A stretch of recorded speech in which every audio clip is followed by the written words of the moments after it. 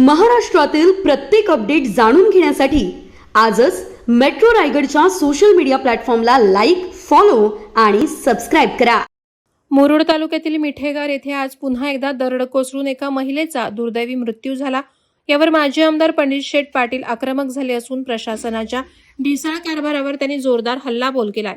पंडित शेठ म्हणाले की 2018-19 मध्ये आमदार असताना मीच हा प्रश्न जिल्हाधिकाऱ्यांसमोर मांडला होता।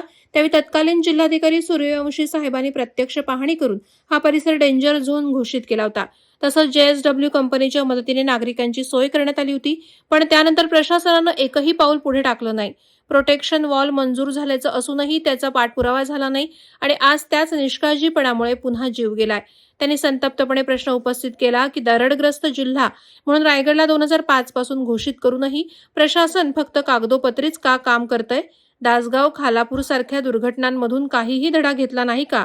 घटना घडल्यावरच प्रशासन का धावपळ करतं? आधीच नागरिकांना अलर्ट देण्यात तहसीलदार आणि प्रांत अधिकाऱ्यांचा हात आखडता का? पंडित शेठ यांनी ठाम मागणी केली आहे की दरडग्रस्त गावांचं तात्काळ पुनर्वसन करावं, डोंगराखाली वसलेली गावं हलवावी किंवा तिथे भक्कम उपाययोजना कराव्यात। हिमाचल प्रदेशातील दुर्घटनांकडून धडा घेतला नाही तर रायगडमध्ये आणखी बळी जातील याची पूर्ण जबाबदारी प्रशासनाची असेल असा इशाराही त्यांनी दिला।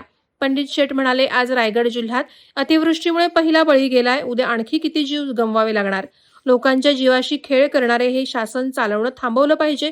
जर प्रशासन सतर्क राहिलं नाही तर मी जनतेसोबत रस्त्यावर उतरेन। दरम्यान संबंधित अधिकाऱ्यांनी याबाबत बैठका घेऊन तोडगा काढण्याचे आश्वासन दिलं आहे।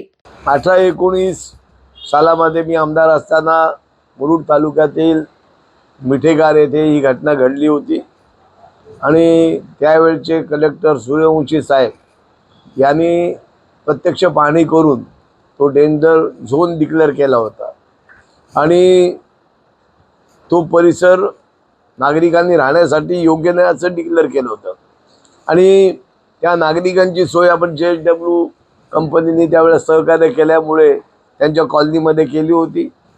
पण 5-6 वर्षानंतर एवढा मोठा पाऊस पडला नव्हता, परत त्याची पुनरावृत्ती झाली।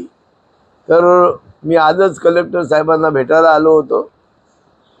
मला उपजिल्हाधिकारी भेटले, त्यांना मी सांगितलं की तुमच्या जिल्हास्तरीय आपत्कालीन व्यवस्थापन कमिटीने त्या नागरिकांना सतर्क करायला पाहिजे होतं, कारण रायगड जिल्हा हा 2005 पासून दरडग्रस्त जिल्हा म्हणून प्रसिद्ध आहे।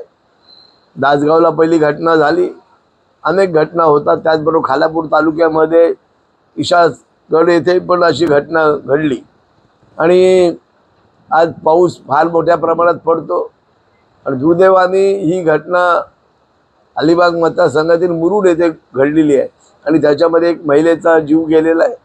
तर माझी मागणी आहे की स्थानिक तहसीलदार आहेत, प्रांत आहेत, तर प्रत्येक प्रांत आणि तहसीलदारने आपल्या क्षेत्रामध्ये असे जे दरडग्रस्त गाव आहेत त्यांना अलर्ट करायला पाहिजे, कारण घटना घडल्यानंतर शासन धावपळ करते। तर अशी घटना घडू नये म्हणून शासनाने त्याच्यासाठी प्रयत्न करायला पाहिजेत अशी मी सूचना केली आणि ही दुर्दैवी घटना रायगड जिल्ह्यामध्ये या अतिवृष्टीचा पहिला बळी झालेला ही घटना भविष्यात अजून होऊ नये याच्यासाठी प्रशासनाने सतर्क राहावं, याच्यासाठी मी स्वतः इथे आलो आणि मी ज्या वेळेला मागणी केली होती त्यावेळेला कलेक्टर जे सूर्यवंशी साहेब ते आता जे कमिशनर आहेत त्यांनी तिथे प्रोटेक्शन वॉल मंजूर केली होती, पण मधल्या काळात त्याचा पाठपुरावा न झाल्यामुळे आहे तीच परिस्थिती झालेली आहे। माझी प्रशासनाकडे मागणी आहे, भविष्यामध्ये जे हिमाचल प्रदेशमध्ये ज्या घटना घडली तर तो डोंगर आहे, डोंगराच्या खाली गाव आहे, तर त्यांचं पुनर्वसन करावं किंवा तो डोंगर पुढे येऊ नये अशी उपाययोजना करावी। तर संबंधित अधिकाऱ्यांनी सांगितलं की आम्ही याच्या संदर्भात बैठका लावू आणि संबंधित ते तज्ज्ञ आहेत त्यांना बोलून कायमस्वरूपी तोडगा काढण्यासाठी प्रयत्न करू। Subscribe now and press the bell icon. Never miss an update.